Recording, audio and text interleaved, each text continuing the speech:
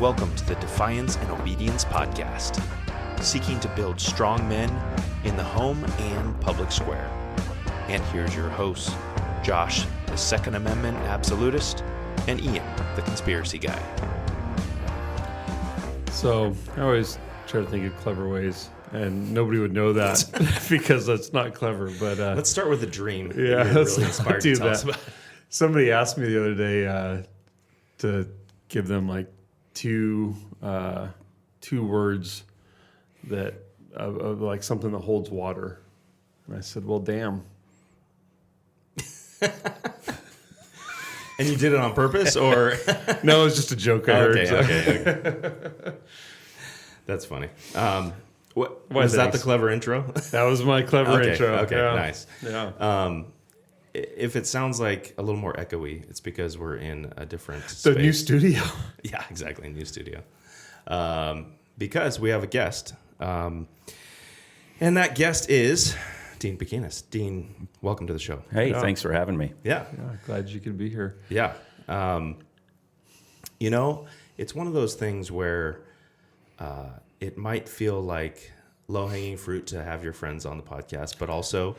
They're all the only ones that answer our phone yeah, calls. right. Yeah. So far, the calls we have into the big boys still haven't come in. No, Yeah. but Trump, it's still out there. You know, you want to come here? right. Onto this huge platform. That's right. But no, there is so many. There are so many interesting stories. In our midst. Like, we all have different backgrounds. You kind of assume at some point that just because everyone is in the same space now, gathering in the same church or at the same school, that, I don't know, I think we just have, as people, we just tend to think that we have similar paths, and, God all brings us all into community together from different backgrounds, and I like, whether it's hearing about someone's work or, I think your work is super interesting, and we'll get into that. But like the whole picture, I like hearing about people's, where they came from, things that even people in our community, I don't think most people, I don't think most people think of you as wrestler coach Dean, but that was a big part of your history. And isn't currently a part of your, your ongoing practice, but, that's been a big part of your... And we'll get into why that is. I think most people think that, in general, that they're pretty boring. And I think that people that have a Christian worldview are much less boring than they think they are, because they see things from a different perspective that is actually more exciting. And I think even, with the right line of questioning, even somebody that has kind of a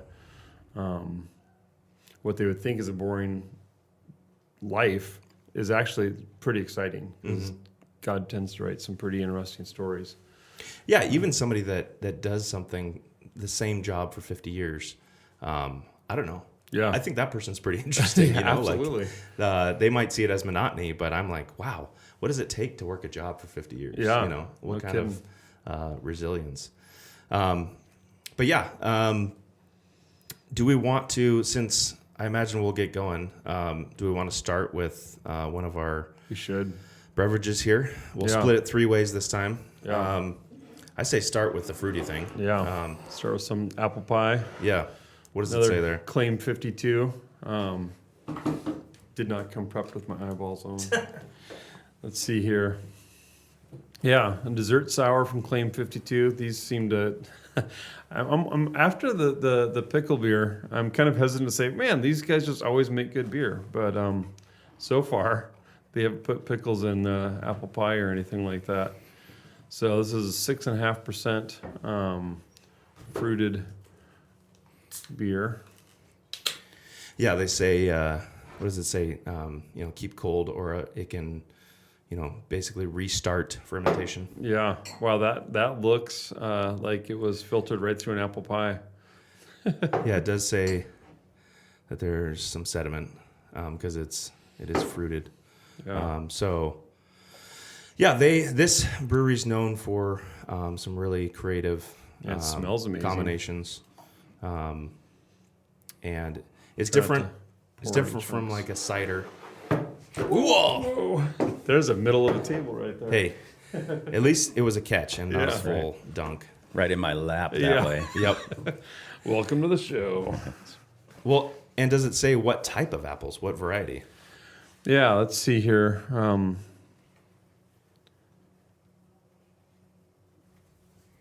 not seeing Okay. anything. Well, and I mean, the reason I ask is, Dean, how many different varieties of apples do you guys grow?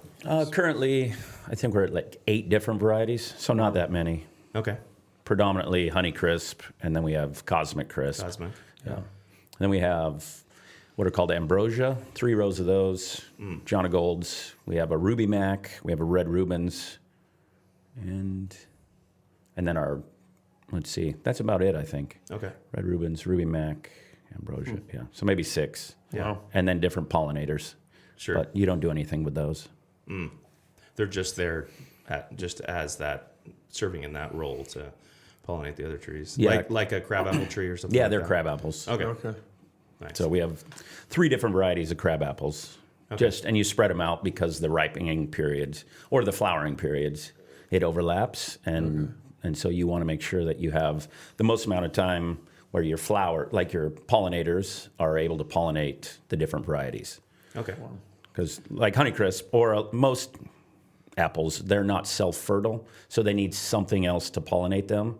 Oh, interesting. So a Honeycrisp is not going to pollinate another Honeycrisp. And so you have to have something else that will actually pollinate and produce that fruit. Wow. Yeah, because I remember when I went out to get apple trees, I was like, oh, this is not just grab a couple. I mean, you can, but you're probably not going to get much out of them. I was like, oh, I need to know when the flowering period, is it early, late season, and is it compatible with this other tree? Like there's a lot of, I was looking at I'm standing there at Christensen's nursery, looking at charts on the web, trying to figure out. Oh, yeah. And there's so many different varieties out there. And so, Yeah. like even ripening periods, like when are they actually ripening in our area Sure. is key. Like That's right. You were saying something when we did the tour out there Yeah. about finding out that a bunch that you had wouldn't ripen in time because of our climate. Yeah, so like we used to have pink ladies, and we tore them all out because they were ripe too late, Okay.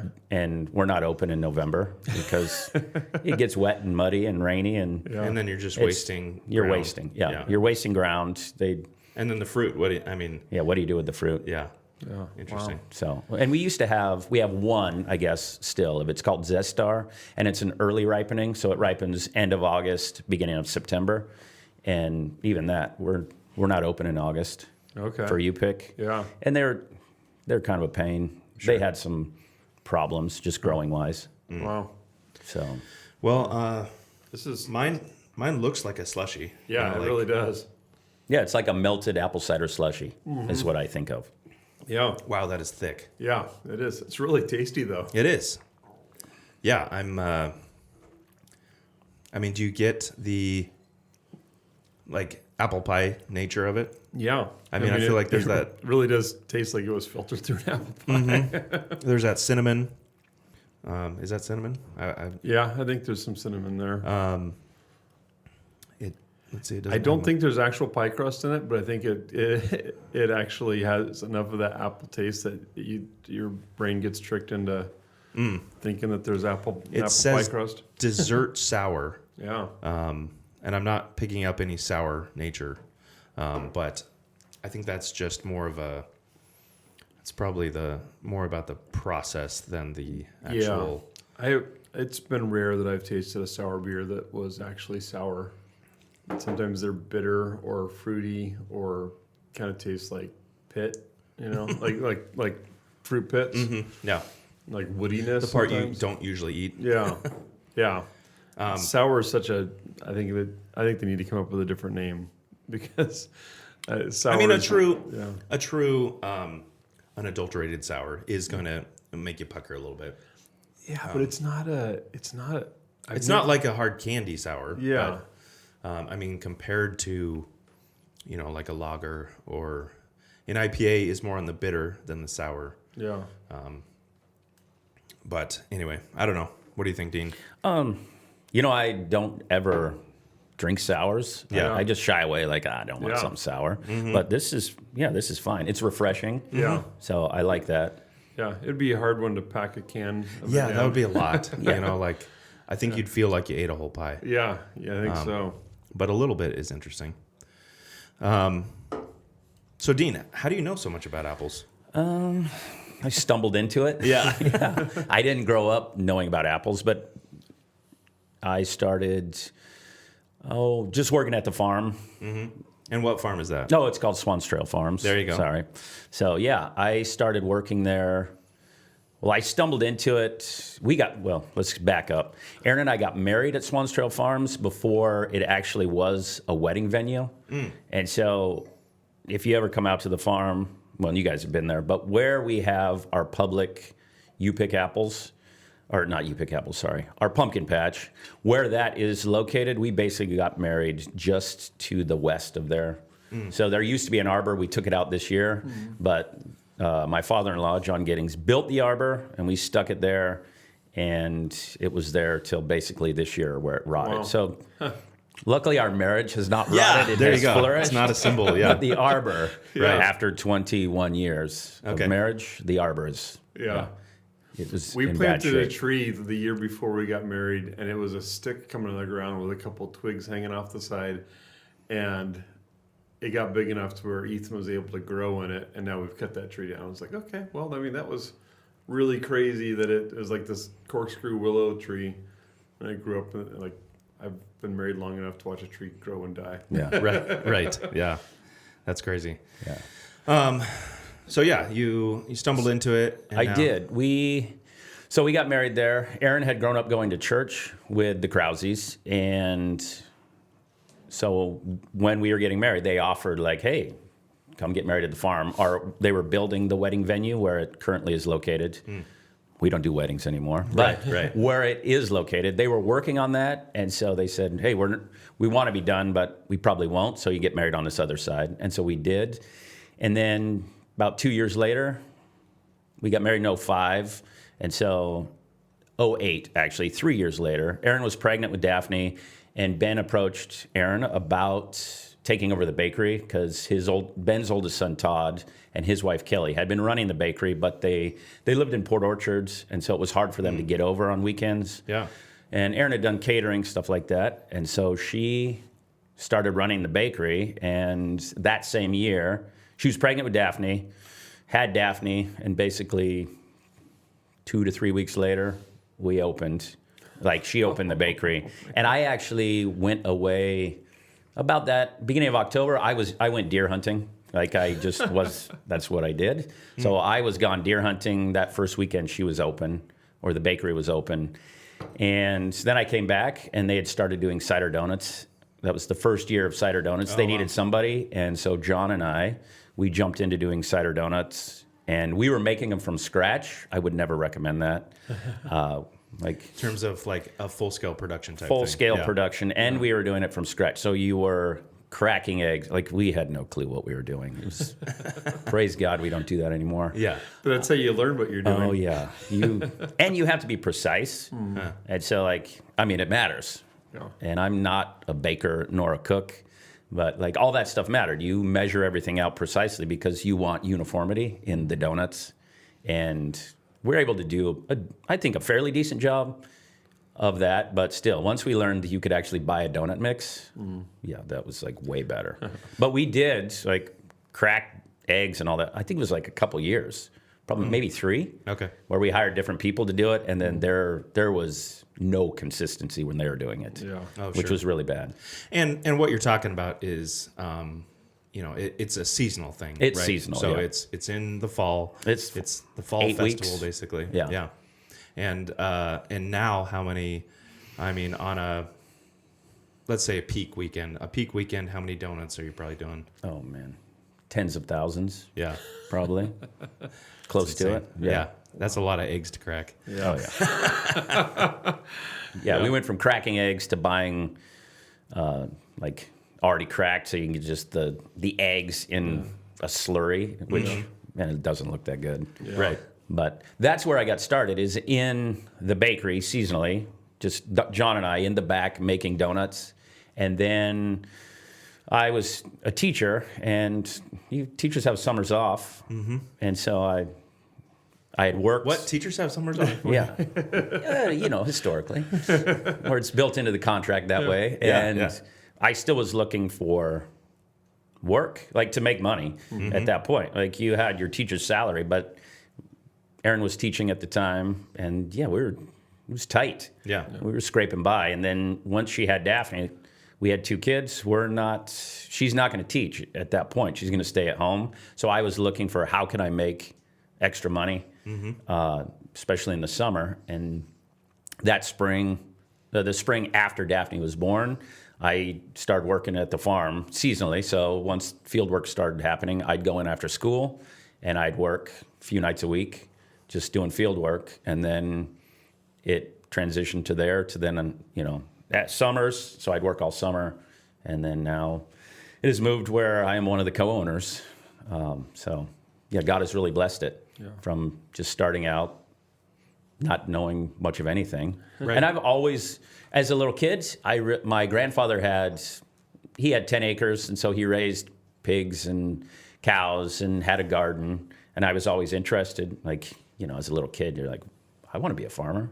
Sure. Looks great, and I like working outside. And now, by God's grace, I am. Yeah. And you make a lot of mistakes still, but you just learn along the way. And there's so much opportunity to talk to people. People are other farmers are willing to help and give you information, and you just keep learning and trying to grow from your mistakes.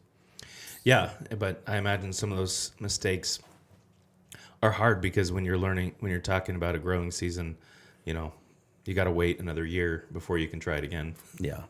Yeah. And luckily, over the years, some of the mistakes were because Ben, he was the owner, and so he made, he was the one doing some of those mistakes along the way, because we're just coming along for the journey. Hey, do this, or and so it's his field, so it's his you're fields, just, but you are invested. And I had bought a dozen apple trees from him, bare root, and when we lived in Lake Stevens, I planted them as an espaliered hedge around our yard, just because I wanted to learn more about it. And so I was doing it myself at our house also. And, trying to do it organically, as little spray as possible. So even then you're like, okay, what do we use? And there's a thing called kale and clay, which is a gray powder. So you spray the trees with that, and then to keep away mites and to keep fungicide down, because we live in a wet environment. Oh, yeah. And even in that, it was just kind of deter people from picking the fruit once the fruit got on there. Sure. We lived on a cul-de-sac, or we lived on a corner, so people want to walk by and pick your apples, which I tend to get a little annoyed with, just because they would pick them and they're not ripe. Hey, pick them when they're ripe. I don't care, but when they're not ripe, not good. it's not ready. Yeah. No wonder you threw it on the ground. Yeah, for sure. Yeah. But I don't know what your property was back in Lake Stevens, but now you have at least full sun. You don't have lots of shade around. I mean, in my yard, it's like the one spot that we can plant stuff gets, maybe 12 hours of, is it even 12 hours? It's not Of 12 light, hours. maybe. Yeah, of light. Yeah. But The direct shade sunlight, is constantly shifting from tree to tree as the sun, especially in the season when the sun is still low in the sky. But Let's go back before. So you started off as a teacher in Lake Stevens. In Lake Stevens, yep. Yeah. And so what did you teach? What got you into that? And then we'll go into what got you out of that. When I was graduating high school, I had teachers oh, you should become a teacher or something. And I thought, I don't know about that. I just hadn't thought about it. And when I was young, I actually went to college I got a pastoral ministry degree, and I was a youth pastor. And some of it, when I was really little, I told my mom, man, I'll be a pastor. They work like 1 day a week. That's pretty sweet because that's all you ever see. Yeah, Right? yeah. And I realized not long after that, like that's not true. But I enjoyed working with kids. And so I thought, well, pastoral, like youth pastor. Yeah. And with that, like I knew that they're not making much money, in a reality. Like a youth pastor, you're not paying the bills. Yeah. Like I was single, so like that was fine. And it was volunteer, so you're not, Yeah. once I graduated college.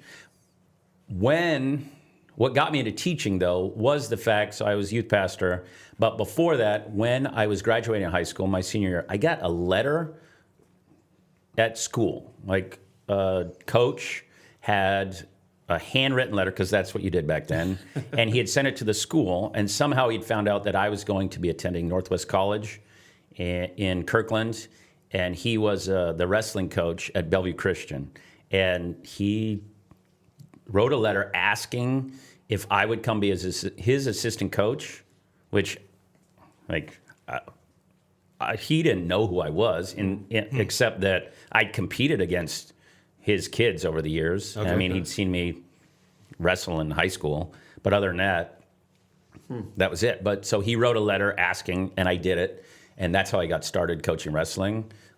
So I coached through college, and then I'm done with college. I still, I'm his assistant, middle school and high school coach, and I have this pastoral ministries degree, and so I'm youth pastoring, but I need something else. This is not paying the bills.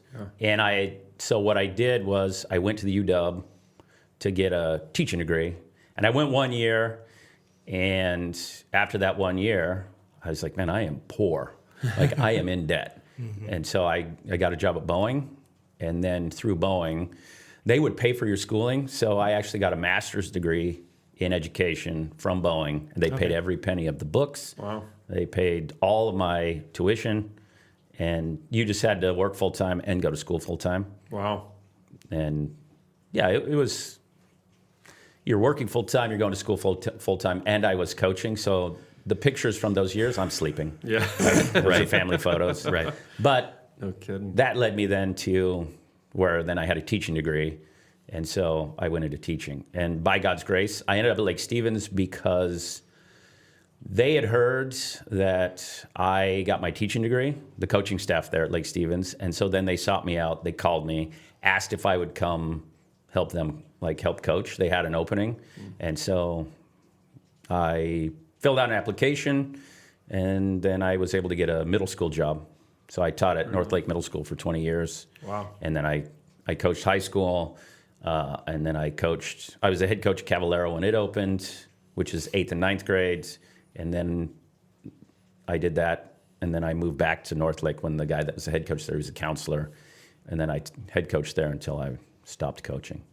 And did your time? I don't remember. Did your time there overlap when Chris Pratt was there, or He was before me. before? Yeah, Okay. he graduated with my brother-in-law Adam. So he graduated in the 90s. I started coaching 2002. So Okay. Nice. he did come back. I mean, he followed the program, and he did come back at one point.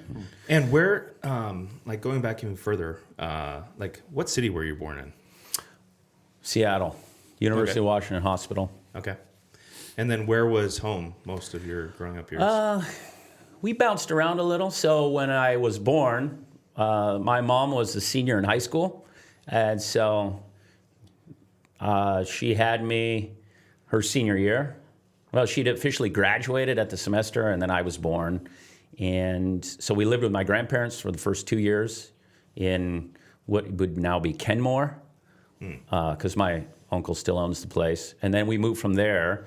And then my mom got married to my dad. I call him my dad. He adopted me. He's not my biological father.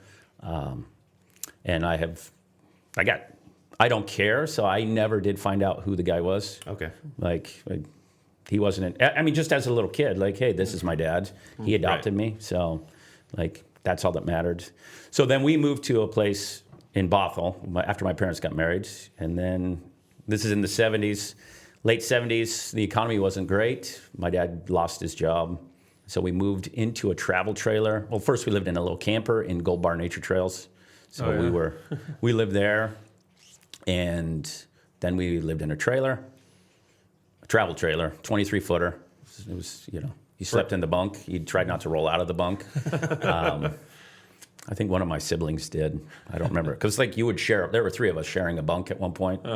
It was tight. Yeah. Luckily, we're little people.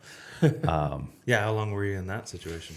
Let's see. We lived there. It was a couple years. Okay. I don't remember the exact amount of time, but it was a couple years. And then we moved from there to outside of Monroe, between Monroe and Salton, up basically off of Old Owen Roads, up over there. Or it's Woods Lake Road, I guess would be the road we were on. It was a private road that we lived down, and we shared a piece of property. It was raw 5 acres that we then lived in a trailer again. My dad built a house. We'll call it a house. Unpermitted and all that. So it was never finished. We lived there for, I think it was probably 2-3 years. And then my parents were able to buy another raw piece of land. It was 2 acres. And then we moved off of what's called Hand Road outside of Monroe. And then that's where we lived for, I think it was about 7-8 years. Right on. And then my parents got divorced, and we lived in an apartment in Salton. I was a senior in high school when we moved. Senior, right out after I graduated. We lived in an apartment, and then my mom bought a house in Salton. We lived there for a few years. And then, then I ended up in Lake Stevens from there because I got my teaching degree. Right. And moved to Lake Stevens, and that was 2002. And how would you say, how would you say those formative years shaped you? I mean, you got a lot of stuff going on, just in terms of where you're moving. Yeah, there's a lot of chaos. I mean, there was plenty of chaos. My parents, we'll just say there was a lot of tension, we could call it, right? There was, they were oil and water. And so there was just a lot of life struggles, let's say, And it was, I mean, in a 23-foot trailer, you can't really hide anything. No, there was no hiding. And even when we lived in the house, when we moved, because my dad had built a house. Didn't you say something like there was there weren't doors, there were sheets? Oh, yeah. My dad never put doors. There was, in the bathroom, it was a sheet. And he was a bit of a character, so you'd have guests over from church, and he'd throw firecrackers in there while people were going to the bathroom. Oh, yeah. He was that kind of guy. Right. Yeah. He loved to push the envelope in those things. So he was... What he would call a prank, other people would call an assault or something. Yeah. Wow. Interesting. So very interesting. Yeah. So you would say, I mean, we all are shaped by, by God's grace, we're all who we are. But how would you say, I imagine, just like all of us, we carry our, whether just in memory or how it shaped us, what would you say, some of the things that you learned, or maybe how that's even shaping how you're parenting your kids, or what were some of the tough lessons that you learned that you want to maybe teach your kids in a different way, or obviously there's a lot of adversity there, but how do you feel like you've come to where you are, A lot of it, you mentioned God's grace, and really, I am here because of God's grace, And my mom, when we lived in Gold Bar Nature Trails, there were a couple other people that were live-ins, is what they were called. You weren't supposed to be living there, but people did. And she ended up meeting some of these ladies and going to a Bible study, and she was saved. How old were you? I would have been, let's see, probably 7. Okay. 6, 7 years old, right around then. And at that point, we started going to church in Everett. It was a house church. And at 7, I accepted Jesus as my Lord and Savior. Or he opened my heart, right? He opened my eyes. Sure. As a kid, you don't know any of that stuff. And so, but God did a work in me at 7, which for everything, with all the chaos and the conflict, I had no doubt that there was a God. I never doubted that, and that God was in control, and regardless of the struggles, it was just, that was very comforting.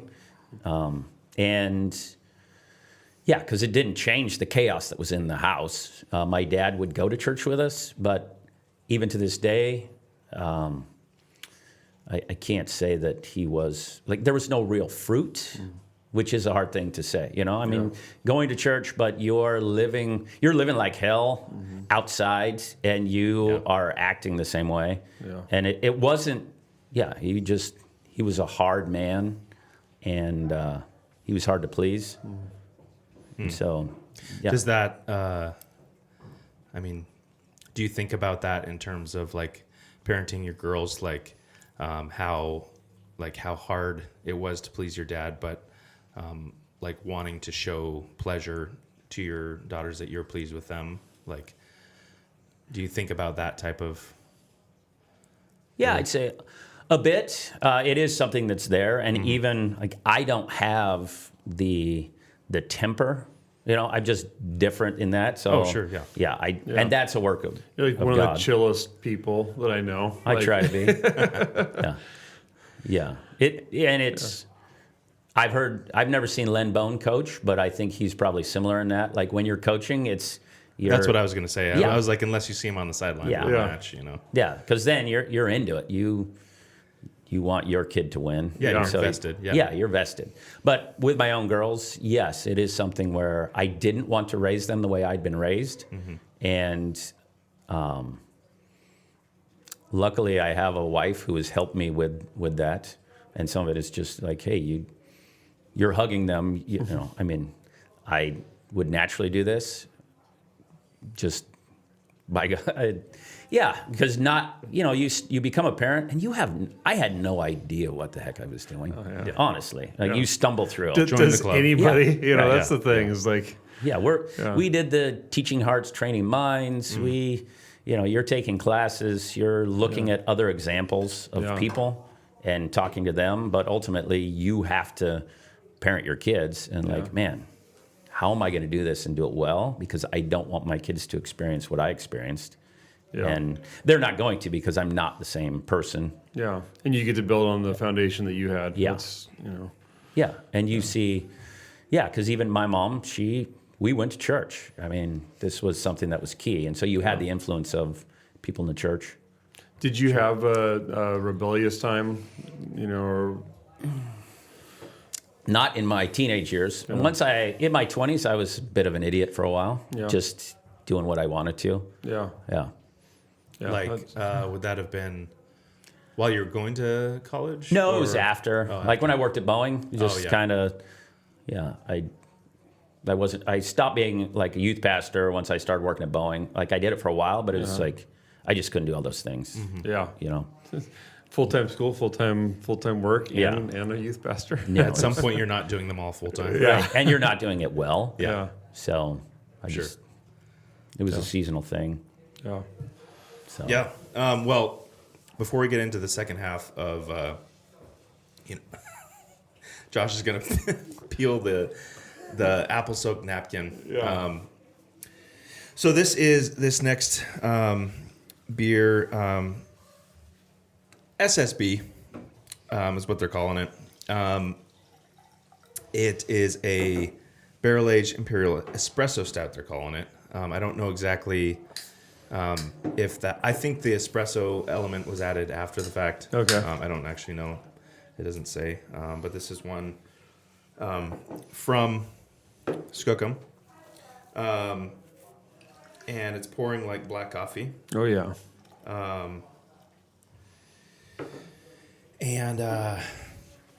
I mean, this is another one from their... They've had some barrel-aged stuff aging for a couple of years now. That once they took over, once the new owners took over, they had all this stuff in barrels. And then, because the last owner just, I guess, ran out of steam, just was kind of like knew he wanted to sell and just hadn't been doing anything with it. And so now they're doing it in different blends and stuff. It smells like fudge. Like a baker's chocolate? Yeah, no. Just straight up fudge. Okay.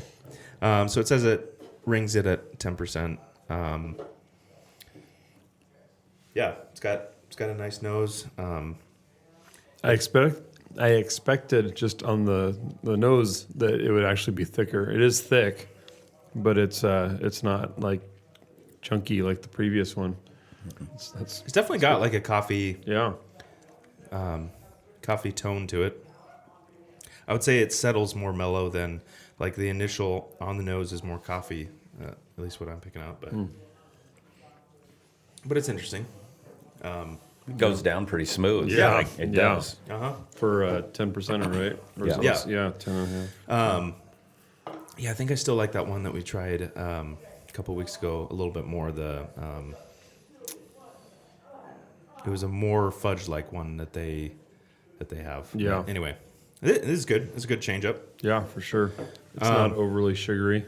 Well, I mean, compared to the apple one, I guess. Yeah, right. Those are usually we don't have such two different styles, but it's quite a shift. Yeah. But neither of them were strikeouts, I don't think. No pickle. Yeah, no pickle. No, you didn't get the pleasure of experiencing that. Scarred you for life. Oh man, yeah. I'd be suspicious of everything Fort George puts out now. As long as it came out of a barrel, I think we have confidence. That's right. So you were a teacher for 20 years.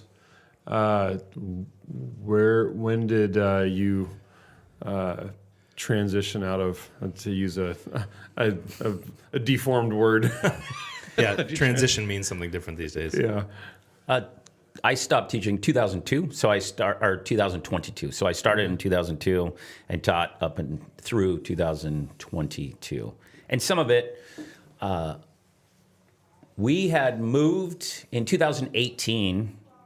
The place, the property right next to Swans Trail Farms on the north side, came up for sale. And Aaron and I had been looking. We drove that road for years, and like, okay, we want to move down here, especially after we'd started working there, and we loved the area. Yeah. And so for years, we were driving down there, like, okay, anyone selling yet? Anyone selling? At one point, the place we now live, a lady on the road is a real estate agent. She wrote a letter to the people that we bought the house from, and they contacted her and just read her the riot act. They were not pleasant people.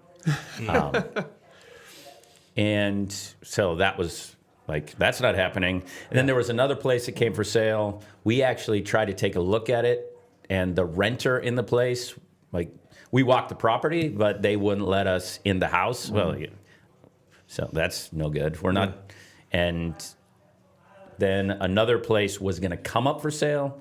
We'd heard that's just 2 doors to the north of us. So we wrote a letter, made an offer, and that guy's like, oh, I've already promised somebody that I'm going to sell it to them. Mm. And then our place came open. And as soon as... The unpleasant people decided to sell. Well, the wife had died, and so Ben went to offer his condolences to Fred is the guy who owned it, and offer his condolences to Fred, and Fred said, thanks, and I'm selling. And Ben was like, oh, well, I know somebody. Can I have him contact you?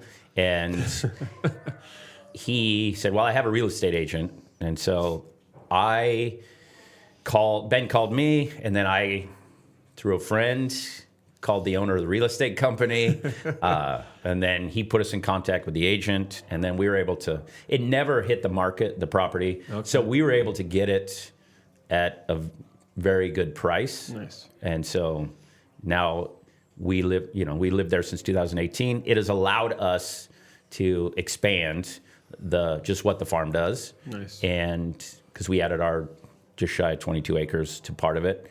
And so since we lived there, I started to take more of a role. Like, I'm living here now. And so just allowed me to be there more frequently. I didn't have to leave school, drive to the farm, work there for a few hours after school, and then drive back to Lake Stevens. Instead, we just like You're right there. we were right there, and so It's nice. that was going on. You know, COVID hit, and it was a crazy time. Like, I was remote teaching from our house, which was terrible because there is no good internet there. It's all satellite, and it was HughesNet, and we were paying as much as you could for HughesNet, and still the service was garbage. So that was going on. Ben Krause, he was looking to, to retire, shall we say. And so he had said something about, Nate and I, his son, buying the business from him. Mm-hmm. And so first he'd said something about me working full time and then transitioning to like ownership, and Nate and I buying it. And at first I was like, oh man, I was a little, I wanted to, but I was hesitant. And this was probably during 2020, kind of 2021. Yeah, it was 2020. And I was like, oh man, I'm comfortable in a sense because I have a retirement teaching. I've done it, almost 20 years during 2020. There's retirement, there's healthcare. Like there are those things where I'm thinking, man, I want to take care of my family. Yeah. And then during COVID, it was like, for me, teaching, it was bad. And then you go back to being in person or not in person. You're then have to be at school, but you're teaching to a computer. And I was teaching PE at that point. So you're like PE on a computer. So you're supposed to do some health things. It was weird because I would like, okay, let's exercise. So I would lead them through like exercise routine. Like I'm sweating, but I have no idea what they're doing because they turn their cameras off. And I was like, I am so sick of this. Like this is terrible. And just the way that public education was going, it's not good. And, they were pushing the LGBTQ agenda, all of that. And I would have a conversation with my boss, the principal, and he'd like, hey, just stop, just quit. And I'm like, no, this is ridiculous. And he'd be like, don't cause problems. Right. Don't cause a ripple. Yeah. Because then he hears it, and he wants to keep his job. Sure. So the opportunity came just to go full time at the farm, and so I did. Nice. We made we're going to do it. And then it was with the plan of Nate and I purchasing the farm from Ben and Carol and then taking it over. So that officially happened. It was a couple-year process, but then officially, it's slow to figure out all of the ins and outs of writing up the paperwork and meeting with lawyers and even like what's going to be best for them and yet allow us to be viable, right? Just for our own families and as a business.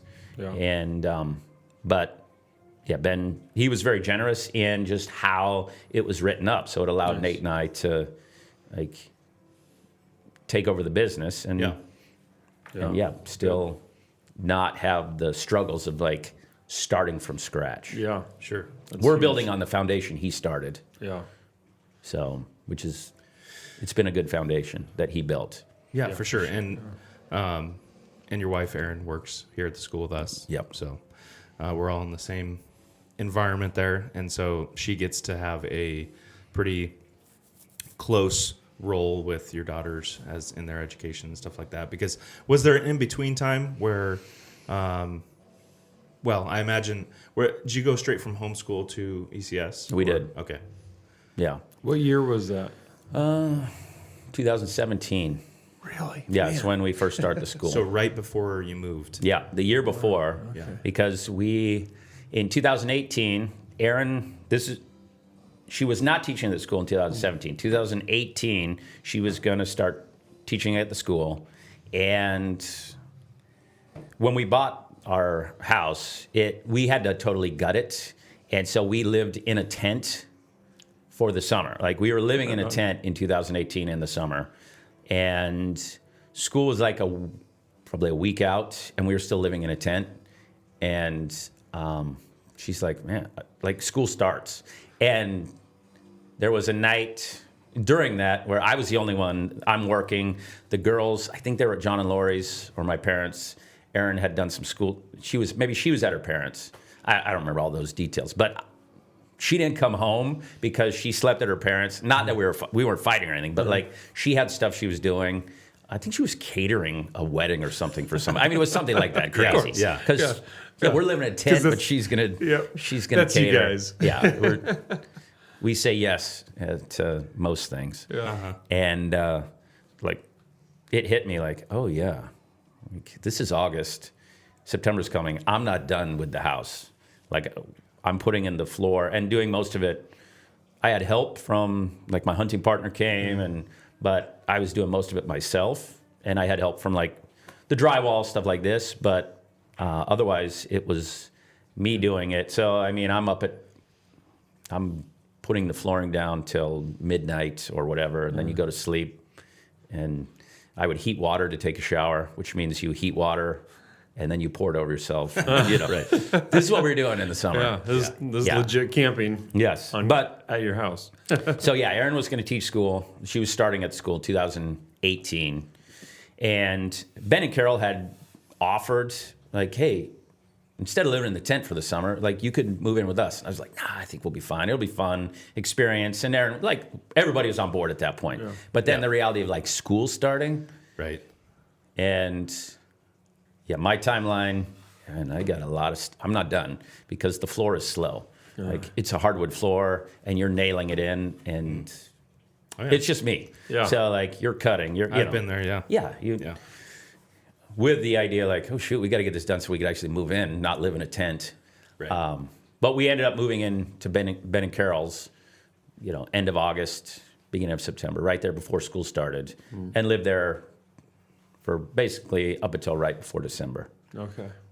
Because once farm season started, I was teaching, I was doing farm stuff, because it's farm season. You got to be, it's October. You got to be on. You got to be on and doing things. And then I'd get up early and I'd go work on the house before I went to school. I'd come home, do whatever I needed to farm work wise, and then I'd go work on the house till, it's time to go to bed. Yeah. That's a full schedule. That is. Yeah. But, so yeah, our kids, all that rabbit trail for like, yes. I have it implanted in my mind when our kids came to school. Before that, we had homeschooled. Yeah, it's like, oh yeah, that time when we were living in a tent. Yes. That was... That leaves a mark on your brain. Yeah. When you open the container, because we'd put our entire house, when we moved, I put them into pods, because they're going to move it for you. And where are we going to store it? So we were able to put everything in there. And once the pods came, we moved it into a container because it was cheaper than keeping the pods. And so opening the container and trying to find all the school stuff. Oh, man. Like you're digging through. Oh, yeah. Where are the school books? Where's pencils, paper? Yeah, there was some excitement. Yeah, So. and even as, I haven't talked to you guys about this recently. I don't know if you still have plans to do an addition or not. But for as tight as things are now, it feels like, It's wide not a open. tent. Yeah. It's not a tent. Yeah. I mean, because you have, you have 3 girls in a room now. I mean, so it's... All 5 of our girls. Well, 4 of the 5 are in the room because Claire is over at least for at part New of the St. year. Andrews, until she's back. Then, but otherwise, we pack them all in one room. So there's a triple bunk that we built into the wall, and then just a regular bunk bed on the other. So hey, if you can't learn how to get along in that tight space, right? I think I figured out at one point that there's maybe 10 or 15 square foot difference per person between each person in your family and our family. See? So I understand it. Yeah, I mean, I spent at least a year growing up on the floor sleeping in a sleeping bag, but that's nothing compared to sharing a bunk with 2 other brothers in a 23-foot trailer. So, a common thread through your life is tight spaces, Dean. It's true. It is along that line. It is true because when I worked at Boeing, I worked in the wings, And so I was like a fuel cell sealer. Then I did testing of the wing systems. So you're climbing the wings, which are tight spaces. Jeez. I am built for that. Yeah, I guess. you are. I was It gonna helps say, to be small. It's kind of like the fish that they grow to the size of the Yeah. tank they're in. Oh yeah. So even there, tight spaces. Interesting. Oh man. Yeah, I mean, I remember working at Clean Crawls and I was generally comfortable being in tight spaces, but I remember like having to like, suck in my gut to get around. Like you have these weird foundations underneath houses that like, I remember one, it looked like it was sitting like the house, the joists were sitting on this like old beam that was resting directly on the ground. Jeez. It looked like a column from like the front of a house. And so you're like trying to like get in all these weird positions to get around stuff underneath there, to get to the far corner to see how rats are getting in and stuff like that. But there were definitely some spaces where I'm like, I better not get stuck down here. I don't want to be calling, saying, hey, bring some bacon grease or Totally. Body butter. Yeah. Yep.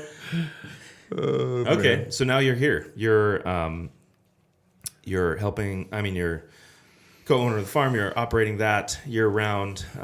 You're obviously your go time is more in growing season and in then the fall, festival time. And you also have summer, right? You have some mid-festival, mid-summer babies and berries. Yeah, babies and berries we do in June for when our strawberries are on. We do U-Pick and then add babies and berries. And then corporate events like company And what's the picnics. babies part of the berries? Yeah, I was gonna say, is it you bring your child and get Yeah, berries, yeah. or how's Well, that? there are a lot of people that bring their baby. For us, it's baby animals. Yeah. So You try to conjure up as many babies. as many baby animals as you can find. Some of it is I still have 3 pigs, but they're all going to be dinner here soon. But like I'd gotten a boar and a sow, and then tried to time it so we could have baby pigs.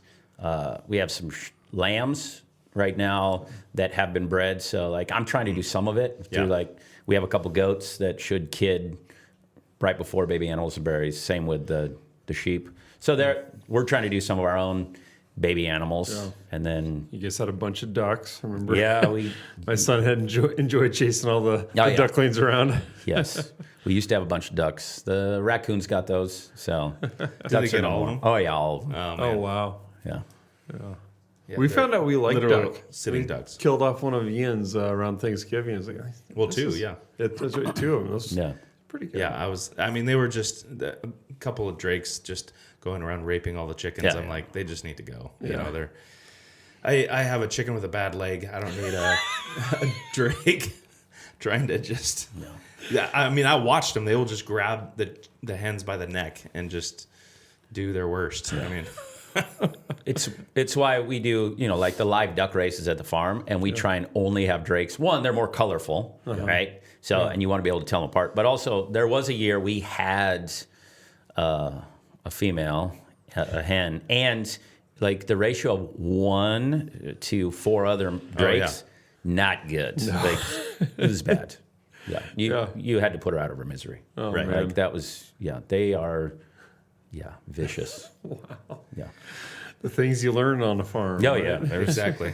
Yeah. I believe it's my father-in-law has said it's nature red in tooth and claw, or whatever the quote is. Oh, right? yeah. Like that is true. Yeah. Like yeah. So is farming life what you hoped it would be?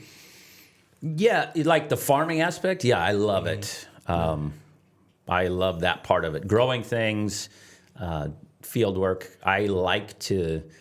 I enjoy getting dirty, honestly, and just being outside. And so everything is outside. And you're problem solving with stuff. I mean, things break, or where are we going to plant things this year?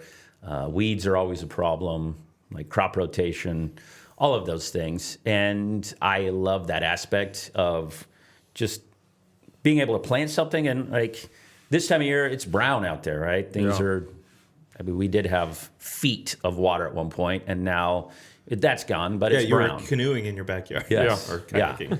Yeah, we could canoe and kayak back there. My neighbor took his It's different from my backyard. he had a jet boat, and at one point he asked if he could come over and try and hunt ducks behind ours, and he just put his boat in way. And then, he's in the back taking his jet boat to hunt ducks. And and our fences are, where pumpkins grow and strawberries. Yeah.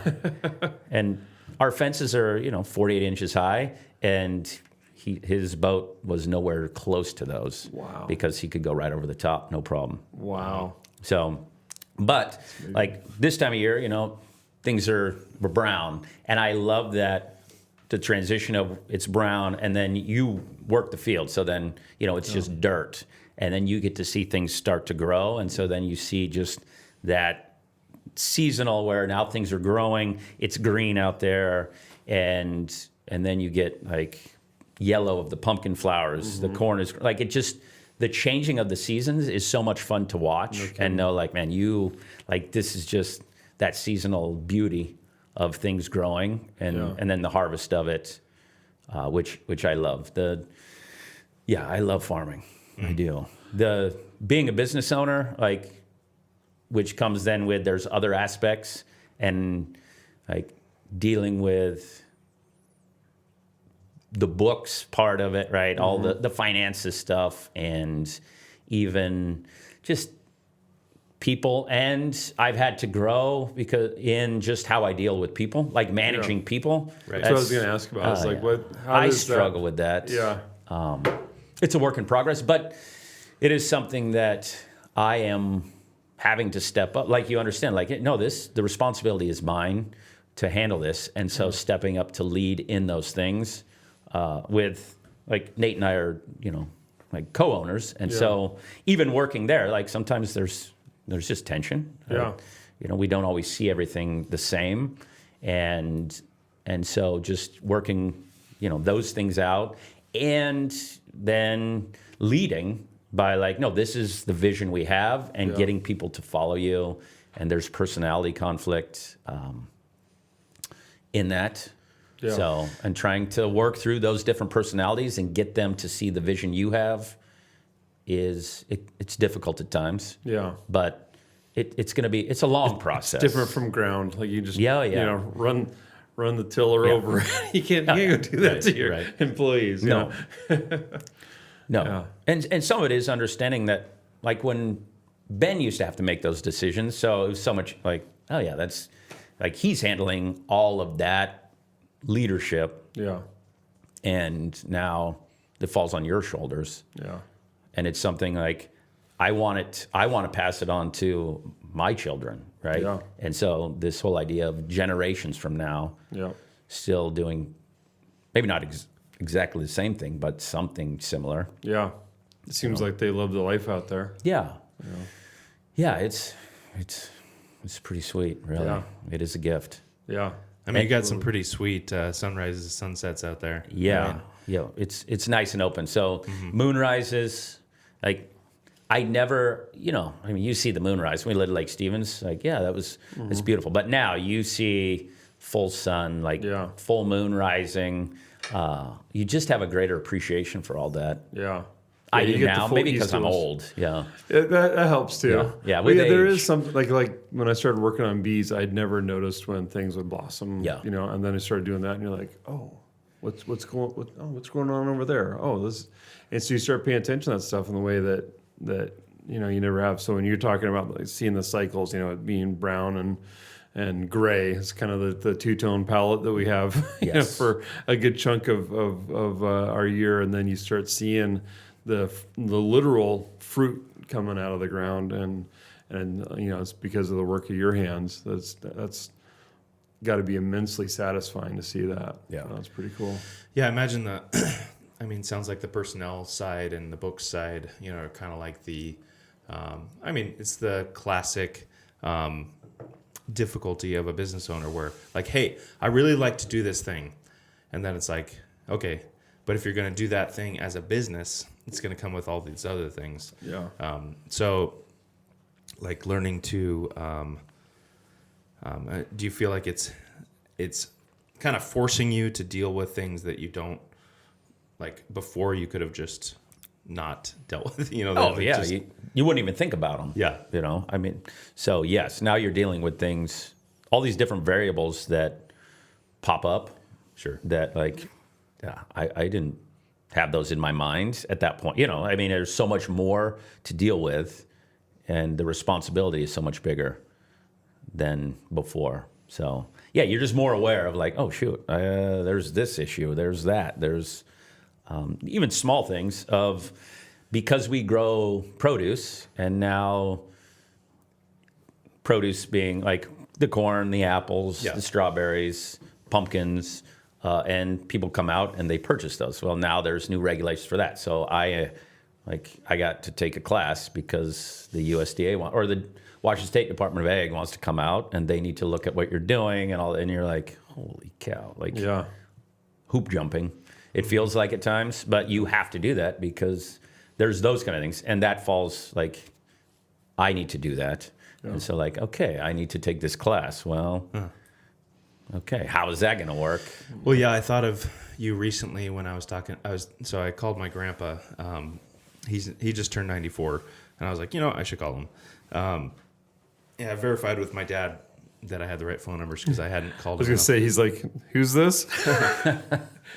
No, he actually, when he took my call, I mean, he does not sound like a 94-year-old. I mean, he's still doing consulting. He's still on a couple boards of like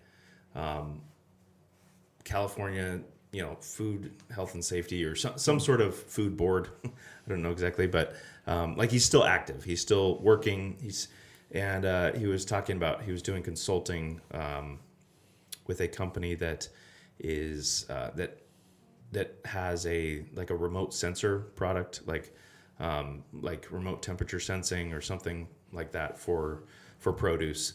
And his area of expertise, I think he went to UC Berkeley, and he was like soil is his thing. I always talk about how he would, if we called it dirt, he would always say, no, that's what you sweep off the floor. This is soil. So he has a unique focus in that, and then helped develop the whole back in his Fresh Express days with developing refrigerated transport of packaged salad. And I was talking to him about just all that. I was like, and he was talking about because I had heard him, his name actually came up on a podcast where they were talking about this, and how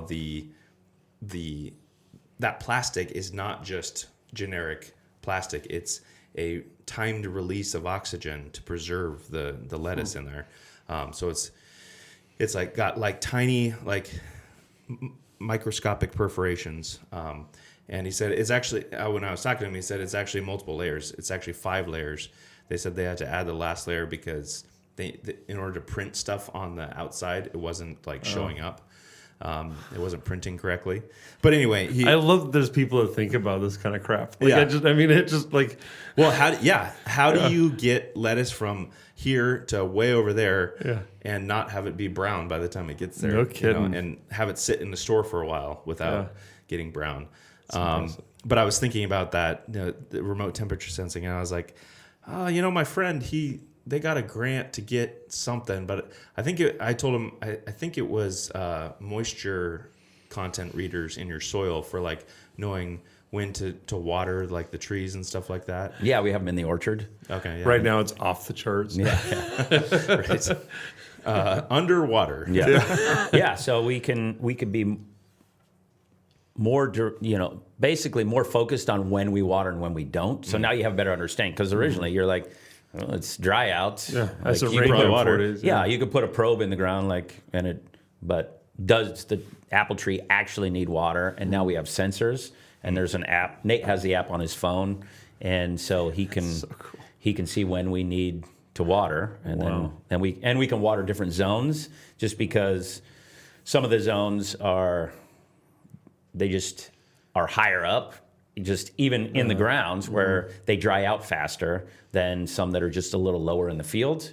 Just because we have more moisture, the water table's higher in that section, and so you can okay, we got to water this area, but not this area, and it's all through technology and on the phone. You can have less employees because of, you think of just 100 years ago, how many people would have taken to run that, and So now with technology, you can have more efficient use of your time. I mean, that's it. I don't know. I always find that kind of fascinating to think through that. And nobody's losing jobs because of it either, because there's people finding different ways to work. There's guys that are building that app. You know? Yeah, guys building that app, and the fact like this can help us focus our labor force. Yeah. Like in other areas where we need it. Yep. And because it just is like, okay, we're going to turn on these rows, and that's all manual, but it's pretty, you just turn the valve on and you make sure you have a certain number of rows going, and then you turn those off and you change it, or we're going to water the lawn instead because it needs water. Yeah.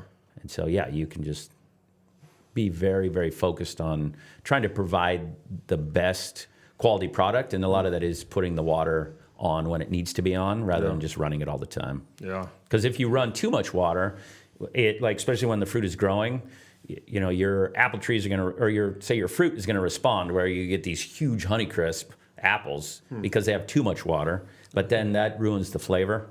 Yeah. Because it's a lot of water then, which causes them to get big. So your sugar content is not as good in that apple. And so like it's big, but it doesn't taste as good. Yeah.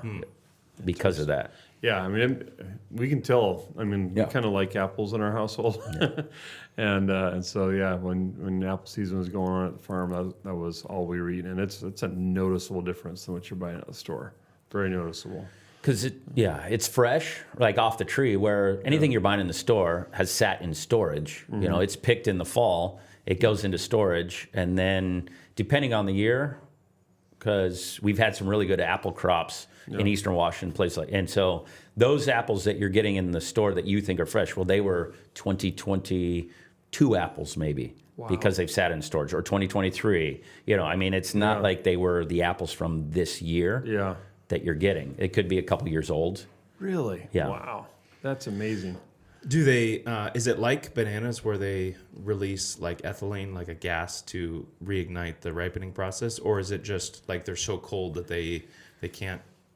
A lot of it, they'll spray a product, but then a lot of it is taking the oxygen out of the room, and so then that way it basically just keeps it from continuing to ripen in that sense, or spoil. Right? But the Cosmic Crisp, they do better in storage. Like they get sweeter, like their sugar content, they ripen a little more, and their sugar content increases in storage when they store it, you know, in the right conditions.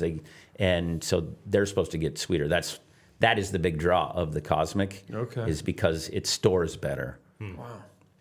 Well, I mean, it made some great fresh cider that a couple weeks ago we poured at the church that I was able to ferment and kind of walk through that whole hard cider making process, which was fun. I mean, it's really simple when it comes to, like, if you compare like brewing a beer to making a hard cider, because like you already have all the sugars and everything. You don't have to go through the grains to extract the sugars to then add the yeast. Like it's there. You just add the yeast, and then it's just timing.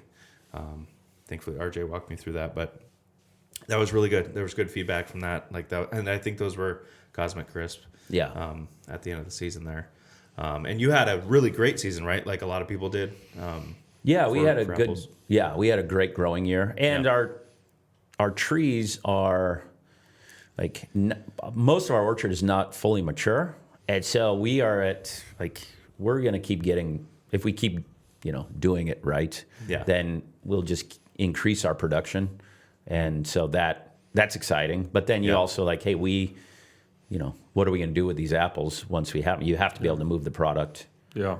Besides, people coming and you picking, which is great, but then we still have apples left over. Yeah. And trying to find a way to market and use them, and maybe using them in like hard cider. Yeah. Or because you guys have a cidery, right? Yeah, we do. You open in the fall. Yeah. We do. That's great. Start distilling some of that. Right. And that could be an avenue. I don't know. I know Nate and I, in 2025, we took a tour. We went to Kentucky. We once a year we go like on a tour of other farms. Yeah. We belong to an organization that does that, and it bounces around the country. Actually, it even goes international, but we haven't done those trips. And when we were in Kentucky, there is like we took and went to some cideries where they're doing apple cider, like hard cider production. We went to, I went to a distillery and did a little tour. And and we sampled some of that from when you guys went up to what was that farm up there up north, right in Linden? Oh, Bellwood. Bellwood. Yeah, that was good. They have some of the best apple-based liqueurs that I've ever had, like 10 or 15 years ago. And they've been doing it for a while, right? Yeah. Yes. Yeah. And some of it is you need to find like. But that's a whole different thing. It's a whole nother thing. And you want to find, just talking to people that are in that market, you want to be passionate about it. Yep. And I, honestly, I'm not that passionate about that at this point. But if you could find somebody that is passionate about taking those and distilling it, the apples, or even, doing like hard cider production. Yeah. That's what you want. Someone that truly loves it. Yep. Totally. It's just like, you persevere through the aspects of your job that aren't as pleasant because you really enjoy farming, and like you need to find somebody that's really driven to do this thing, to persevere through all the crap that comes with distilling for the first couple of years, and all the challenges that you're going to face and things like that. If you don't have the passion, then don't get into it. That's going to be frustrating for all around. Yeah, because it's the public, right? They are our customers. And so you want to put a great product out that they want to continue to use. So even in your customer service, it's part is of key. Your brand. Yeah, it's your brand. And if you excel in all these areas and you're really bad in that one, well, that's what people are going to remember. Yep. And I don't want that. that. No, we don't want that. We want to be able to improve and put the best product out there. Yeah. And some of it is like, it's biblical. In everything I do, I want to do it to the glory of God, to honor Him. And so that should always be my focus. How can I honor God to the best of my ability? And some of that is putting forward a good product that people will enjoy. Yep. And want more also you can bless your employees with because you're prospering in that other area. Yeah. Well, and you've got a broad interest, but it's always when you have those interests that go broad, it's hard to sometimes focus that. So knowing what you can and can't do, is wisdom. Yeah. Speaking of broad interests, when are you going to start a wrestling team? Yeah. I've heard this a lot. My wife, she brought it up last night, actually. Really? Oh, yeah. She did. That's surprising. I'm really shocked. Yeah. I mean, just to throw my perspective in there, I've got a son that really needs to add to his jiu-jitsu capabilities. And he told me last night, he's like, we really need a men's sports team. All this running and kicking of balls around. We need something that's actually, hand-to-hand combat. That's right. Yes. I always evade the subject, I guess. Well, let's not allow that. Yeah. At this point, I don't know. But it is something that when we've had strong discussions at our house, shall we say, because if you do it, in my mind, mediocrity is terrible, right? Like I don't do something. My focus is not to be middle of the road because that is you just suck, right? What was it that Ron Swanson said? Don't ever half-ass one thing. Don't ever half-ass two things. Whole-ass one thing. And so knowing that if you really want to be good at something, you have to do it more than just in season.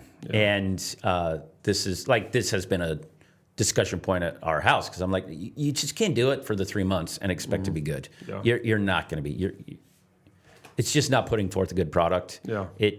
To do it well, it becomes more of a not necessarily year round, but it's a bigger commitment and it's a bigger time commitment. Yeah. And I know, like personally, I don't have that kind of time to be able to do what I used to do. Like when I was coaching before, there's the high school season, and you're like, hey, that's 6 days a week because tournaments are on Saturdays, and you're 6 days a week in that season. And sometimes it's 2-a-day practices. So that's just in the season. And then out of season, we were running a freestyle program, a club, which a week after high school, the high school state tournament is over, or maybe 2 weeks. You're starting the club. And at that point, I was working with the club, and I'm coaching middle school. So you're doing that. And then that season's over. Like middle school ends in March. You're still doing the freestyle up until May. And then, it's over, state tournament. You have that. Some guys are going to qualify to go to nationals. And so you take a couple weeks off, and then you're training those guys to go to nationals. You're going to summer camps. You are you're putting in all those things. And our first year of marriage, I coached our national team, the kids that qualified from the state of Washington go back to Fargo and wrestle nationals. Well, myself and one of our other coaches, we went and we did that. So you're gone for 3 weeks, there. Plus you did the training camps ahead of time. And I called Erin from Fargo, North Dakota, wishing her a happy anniversary. So, and I was in, and knowing that just some of it is my personality, but when you're in and you want to do well, it takes that kind of commitment. Yeah. And if you want to win, that's what it takes. And you don't do sports to lose. Yeah. You don't. In my opinion, you don't go to turn out so you can suck at it. Yeah. And you do it to win, and because winning is contagious in sense of you start to win, more people want that. They want to be a part of that. They see that success. They want in. Yeah. And knowing that's the commitment. And I know I personally don't have the time to devote to do that. And so that is some of it. Yeah. So you're saying that my family would say it's a cop out. They say I'm copping out. Oh, Dad, it could just be during the season. I'm like, not if you really want to do it. For me, not if you want to do it and be really good. Who would a school like ECS in the B League? What other B leagues are even wrestling? Around here. Are the islands wrestling Orcas? And I think Orcas I think Friday Harbor used to have a wrestling team. I don't know if they still do. It's been a while. Because I think years ago, Darrington, they have a team. And I don't know if they're A or B at this point. Otherwise, you're going to have some smaller schools down south, on the I-5 corridor. You're going to have some schools there. You're going to have Eastern Washington schools that have wrestling. There is in the B leagues there, some smaller schools. But there's not a lot. Yeah. And so you'd have to travel a long way. Or, in that, to wrestle the B schools, but really in our area, you're going to then go up and you're going to have to wrestle some of the other schools around. So, you're going to go and wrestle against maybe the JVs of all the schools around here. And that would be good anyway, because you actually could get competition. Yeah. Yeah, because some of the schools are not what they used to be. Pilchuck used to be the school, when I was growing up, if you want to play anything. But, Calvin Higgins was on their baseball team. They couldn't even get money for their new uniforms, and, their golf team hardly turns out anybody. I don't know about their other teams, but they're still... Well, because they got Getchell now. Yeah. A lot of people have gone to Getchell. Yeah. But. And their wrestling team is still doing fairly well. Okay. I just looked recently, and they're ranked in state, but... See, he's interested. He's paying attention. Well, I think if you do something for that long, you don't just get out. You don't just forget about it. Yeah. Huh. No, you want to see how I'm trying to pressure people are doing. Yeah. So, okay. So you're saying that eventually you'll do that, but I can't remember if you and I shared this or between you and I, or if I heard it from somebody else. But I saw recently I think it was here in Washington. A girl was wrestling with against somebody that she thought was a guy. I mean, thought was a girl. Turns out it was a guy. And there was... finger penetration. Yeah, there was some dip sticking going on there. And she's basically got submitted to end it. So, like, only the depraved think that guys should be in girls' sports. So we don't even have to argue with that. Like, we don't have to say anything about that. But with girls in sports like wrestling, should that be a thing? Or even like in jiu-jitsu? What are your thoughts on that, either for self-defense, competition, and then to follow up after all that, how should a young man deal with that when he is in wrestling or in jiu-jitsu and there's girls there that he's got to go against? What would be your advice? So I'll start with first, when I was a freshman in high school, the Concrete High School had a girl on their wrestling team, and my coach at the time, and this was 89. So I was a freshman in 88, 89. So there was like one girl on the team, or one girl in the league, right? Yeah. And I was the lightweight, 101 pounds back then. Well, I weighed 92, wrestling 101. But I was supposed to, she was in my weight class, and my coach said, hey, it's up to you. Do you want to wrestle her or not? And I'm like, I don't feel right about wrestling a girl. Yeah. And so he said, okay. And we just forfeited. And I never had to wrestle her again. Like, her JV guy ended up beating her, and I wrestled him after that. But so I did not have to. Back then, there were not very many girls wrestling at that point. But even then, I was like, I don't want to wrestle a girl. And some of it's a double-edged sword. Even back then, I understood, man, if you lose, geez, what a loser. Right? Yeah. But then if you win, you just beat a girl. Yeah. And this is what I find ironic and not in a good way. So in the state of Washington, or in any state, right, if you do any sort of violence to a lady, right, outside of that arena, it's assault, right? Yeah. You're getting arrested. You're going away. Yeah. And yet we teach young boys, once it becomes say wrestling, hey, go out there and what is the goal of it? What's the goal of that sport? It's to dominate that person, to physically dominate them. I'm going out there because I want to physically beat you, right? Yeah. I want you to submit, because when you get pinned, you've given up, you've quit, right? You've submitted, or you beat them by points. But really, it's physical domination. Yeah. And then the boy wins, we raise his hand and we cheer. Well, you just beat the crap out of a girl, right? And so we're okay with that in that athletic arena. It's like a lose-lose. Oh, yeah, it's a lose-lose, right? Yeah. But then you leave there, and if you do the same thing outside of that arena where you're not getting cheered, right? It's assault, which you're in your mind, you're like, wait a minute, why are we treating this differently? Yep. It's wrong. Yeah. Girls should not be wrestling boys. Yeah. We should not be teaching our girls. I don't think we should teach our girls in that way. Mm-hmm. There's other ways that you could teach self-defense without, the whole point of wrestling is that physical dominance, right?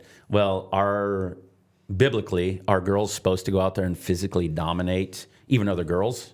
No, that's not what the Bible calls the role of a woman too. She is a nurturer. She's a caretaker. Yep. She's not someone who is let me go out there and beat the crap out of you. Yeah. Make you bleed, right? I remember talking to a guy that I'm still friends with, and he had to wrestle a girl, and his mindset was not in the right place. Yeah. And in that, he went out and he was physically rough. He was going to make her bleed so that she would quit. Yeah. Well, is that the right mindset? Yeah. No. Yeah. But you're training young men to be physically violent to young women. Are we surprised when it happens outside of that? Yeah, we shouldn't be. No, you shouldn't be. That's what we're trained to do. Yeah. So I think wrestling is a sport. I'm not for women's wrestling. Okay, yeah, women wrestling women. Okay, I'm personally I'm not for that because that's not how God created a woman. Yeah. You know? Yeah, it's different than self-defense. Yeah, it's different than self-defense. Yeah. And it's different than basketball. Like you think of those sports that are skilled sport, you know, like a different skill set. Like you're dribbling, you're shooting, you're passing. That's different than like I'm going to put my hands on you and try and dominate you. Even like boxing for women. Come on, like you're pummeling. It's disgusting. That like all of that MMA. Yeah. I hate that. It makes my stomach churn. Yeah, I don't want to watch any of that. No. I don't want to watch a man beat a woman. I don't want to watch like a woman beating up on another woman. Like that's not the way God designed the world. No. Yeah. So I'm not for it. Churning. Yeah. Yeah. I did like when women's wrestling became an officially recognized thing. Like we had girls wrestle, and I did coach the girls team because at that point you are like philosophically I'm opposed to it. Yeah. But like okay, there are girls wrestling, so I did coach a girl and she ended up winning the state title. But like you're like.